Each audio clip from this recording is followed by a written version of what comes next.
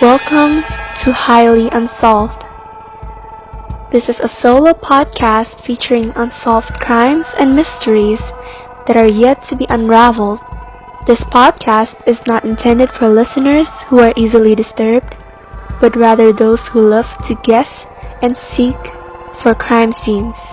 Today's solo podcast is hosted by me, Theophani Orlee Cahyadi, to serve you with thrilling stories and exciting adventure.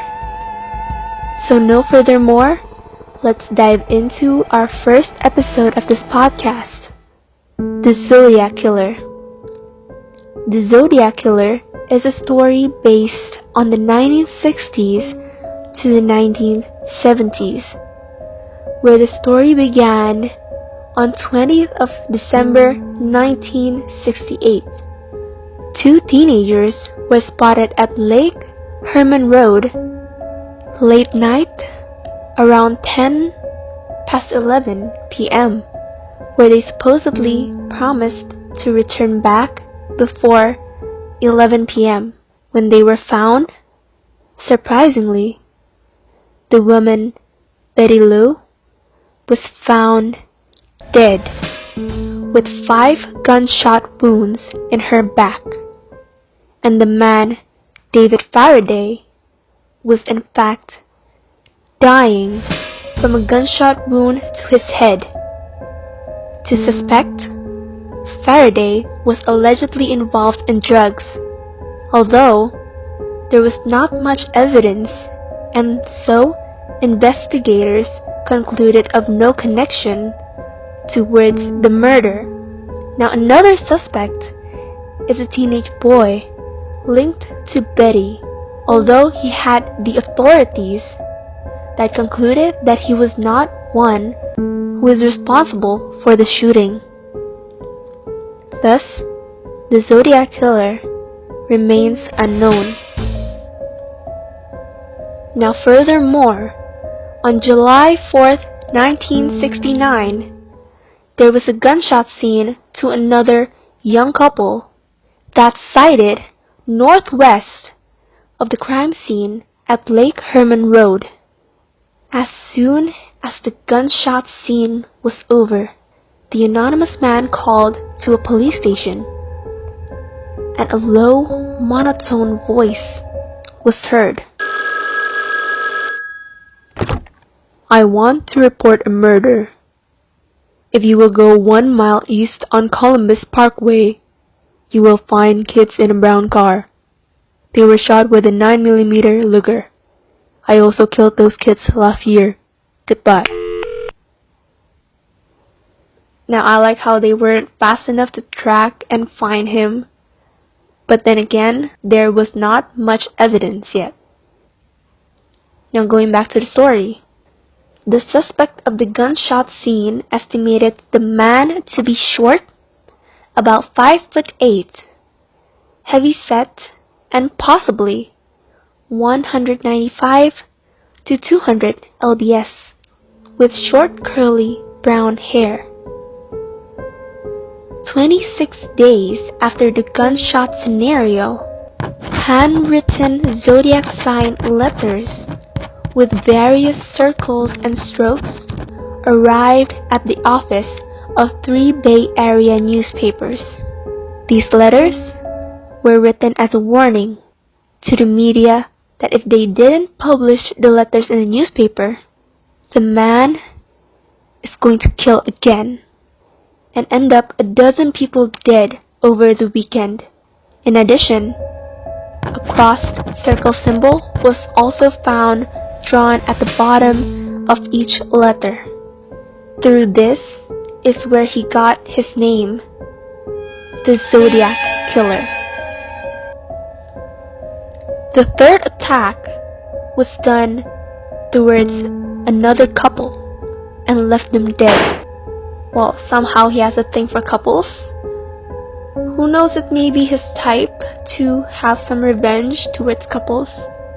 But then again, the police department once again received the same low, monotone speaker as the second case did.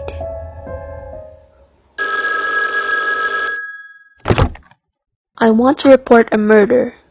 No, a double murder. They are 2 miles north of park headquarters. They were in a white Volkswagen, Carmen Gia. He ended the call. I'm the one who did it. As creepy as it sounds, this man really does love his phone calls. Now there were more cases that the anonymous killer did that would be further elaborated if you all want it for the next podcast episode. Before ending this one, there was actually one close call. On March 22, 1970, the anonymous man this time pulled over to tell the pregnant woman Johns that her car tire was wobbling. He offered her to fix the tires, but instead he loosened it. As her wheel fell off, he offered her a ride to the gas station. He did not once stop at any though.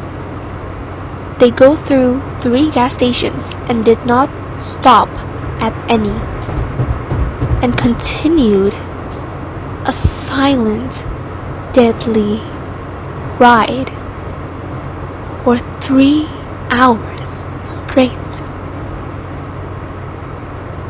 He stopped at an intersection, and Johns, with her frightened self, and she was definitely, truly terrified, she hid, she escaped, and she watched till the man drove off.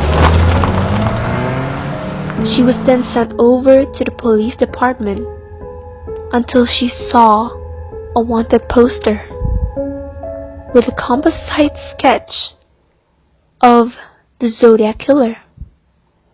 And guess what? It was the one who kidnapped her.